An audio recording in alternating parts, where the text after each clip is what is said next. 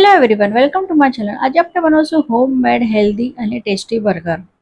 તો ચલો આપણે જોઈએ।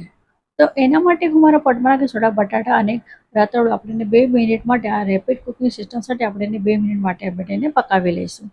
હવે મારા પટમાં નાખીશું મરચાં, કાંદો, બારીક સમારેલું ગાજર અને બીટરૂટ। આપણે એને સરખી રીતે આપણે એને લીલ લગાડીને સોફ્ટ થાય ત્યાં સુધી આપણે એને પકાવી લઈશું। હવે મારું એકદમ સરખી રીતે હવે પકી ગયું છે।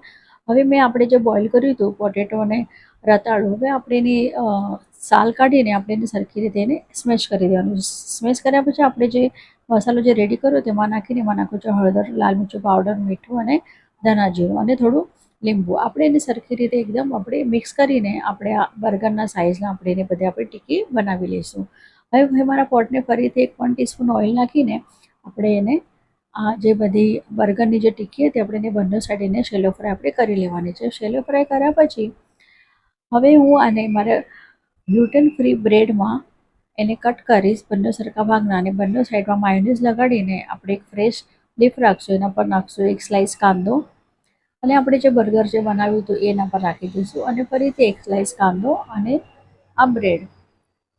આ થઈ ગયું છે મારું ટેસ્ટી અને healthy burger. Thank you for watching.